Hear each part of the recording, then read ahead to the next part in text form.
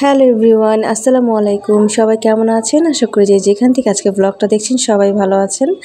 সকালবেলা ঘুম থেকে উঠে রেগুলার যেটা হয় রুটি আর আলু ভাজি ওটা দিয়ে নাস্তা করেছি আজকে। তো আজকে আমার জন্য খুব স্পেশাল একটা দিন। আজকে আপনার ভাইয়ার বার্থডে, তো বার্থডে উপলক্ষে আজকে তার জন্য কিছু রান্নাবান্না করব, সেটাই আপনাদের সাথেই শেয়ার করব। আর এই তো সবার নাস্তা শেষ হয়ে গিয়েছে, আপনার ভাইয়া অফিসে চলে গিয়েছে। আর হচ্ছে যেহেতু এটা বৃহস্পতিবারের একটা ব্লগ ছিল, তো মেয়ে স্কুলে চলে গিয়েছে। আর হচ্ছে আমি এখন একাই নাস্তা করছি। আজকের নাস্তাতে ছিল রুটি আর আলু ভাজি, আর ডিম আজকে খেতে ইচ্ছে করেনি, আর একটু মালটা কেটেছি।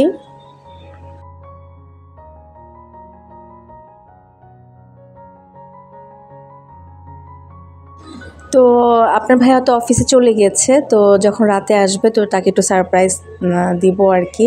তো তার জন্য কিছু গিফট কিনেছি, কেক কিনেছি। তা আমি আর আমার মেয়ে মিলে আসলে প্ল্যান করছি কিভাবে কি করব, আর ঘরটাও একটু সাজিয়ে নিয়েছি। আর এই তো এখানে টাটকা টাটকা তরমুজ পেয়েছি, কাজ করছি, আর একটু ফ্রুটস খেয়ে নিচ্ছি। তরমুজটা এত মিষ্টি ছিল, তো ভাবলাম কেননা আপনাদের সাথে একটু শেয়ার করি। তো এখানে তো দুপুরে চলে আসলাম রান্নার জন্য। এখানে হচ্ছে রোস্ট রান্না করছি, পোলাও আর একটু গরুর মাংস রান্না করব, আর একটু সবজি তো অবশ্যই থাকা লাগবে বাসায়, কেননা এখন কেন জানি সবজিটা খুব ভালো লাগে। আর রোস্টটা আমি আসলে কোনোভাবেই শেয়ার করিনি কীভাবে রেসিপিটা করলাম, কজ আজকে খুব তাড়া। এই তো আমি আমার ডাইনিং টেবিলটাও একটু সাজিয়ে নিয়েছি।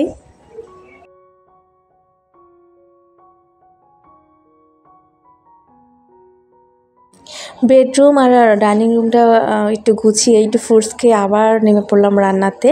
এখানে একদম চুলায় গরম পানি দিয়েছি, গরম পানির মধ্যে আস্ত গরম মশলাগুলো দিয়েছি।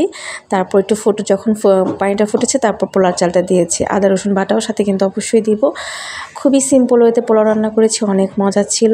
আর এখানে গরুর মাংস 1 কেজি পরিমাণ নিয়েছিলাম, সাথে পেঁয়াজ কুচি নিয়েছি। এখন পেঁয়াজের সাথে তারপর হচ্ছে তেজপাতা, আর এখানে আস্ত কিছু গরম মশলা আছে, এখানে স্টার এলাচ আছে, তারপর হচ্ছে কালো এলাচটা আছে, তারপর গ্রিন কালার এলাচটা আছে, তারপর এখানে গুঁড়ো যে মশলাগুলো থাকে, মরিচের গুঁড়া, হলুদের গুঁড়া, ধনিয়া গুঁড়া, জিরা গুঁড়া, নর্মালি এগুলা। আর রাঁধুনি বিফ যেই মশলাটা থাকে সেটা আমি অলওয়েজ দিই। আর রেগুলার রান্নাটা তেলটা দিয়েছি, সয়াবিন অয়েলটা, আর লবণ দিয়ে এখন একদম পানি দিয়ে প্রেশার কুকারে বসিয়ে দিব। সাথে এখন আমার ড্রয়িং রুমের যে কাজগুলো আছে সেগুলো আমার করতে হবে।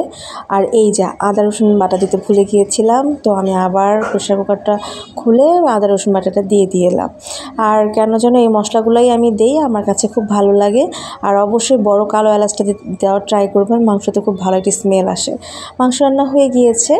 তো আমার খুব বেশি তাড়া ছিল আমার মেয়ে, যেহেতু ও স্কুল থেকে আসবে, ওর CW কমপ্লিট করার পরে আমরা আবার বেলুন কিছু ফোলাবো।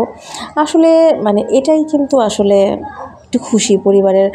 আর কি, আর একটু কেক কেটেছি, আর একটু বাচ্চা মানুষ একটু বেলুন ফোলাবে, বাবাকে একটু গিফট করবে। আর আমার মেয়ে তার ব্যাংকে কিছু টাকা জমায়, ওইখান থেকে টাকা নিয়ে তার বাবার জন্য একটা টি-শার্ট সে কিনেছে। এই তো আমি টুকটাক করে আমার ড্রয়িং রুমটাও কিন্তু আমি গুছিয়ে ফেলেছি।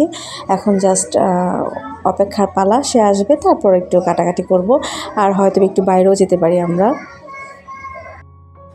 তো আলহামদুলিল্লাহ, আমার হাজব্যান্ড খেয়ে খুবই তারিফ করেছে, বলল যে মাশাআল্লাহ খুব ভালো হয়েছে রান্নাগুলা। তো এই তো আমার হাজব্যান্ডের জন্য এই আমাদের কিছু গিফট ছিল, সে আসার পর আমরা কেক কেটেছি, তারপর আমরা বাইরে চলে গিয়েছি। বসুন্ধরা সিটিতে প্রোগ্রাম ছিল, তো বসুন্ধরা সিটিতে এত সুন্দর করে সাজিয়েছে শপিং মলটা, মাশাআল্লাহ একদম খুব ভালো লেগেছে। যারা এখনও যান নাই, যে দেখে আসবেন, গেলেও ভালো লাগবে। আজকের ভিডিওটা কেমন লেগেছে অবশ্যই কমেন্টস করে জানাবেন। এই ধরনের ব্লগ যদি আপনারা রেগুলার দেখতে চান, প্লিজ চ্যানেলটা সাবস্ক্রাইব করে দেবেন, এতে করে আপনাদের ভিডিও ছাড়া মাত্রই আপনাদের কাছে নোটিফিকেশন চলে যাবে। আর অনেক আপনাদের ভাইয়ের জন্য দোয়া করবেন, আমাদের সবার জন্য দোয়া করবেন। আজকের ভিডিওটা এই পর্যন্তই। টিল দেন টেক কেয়ার, আল্লাহ হাফেজ।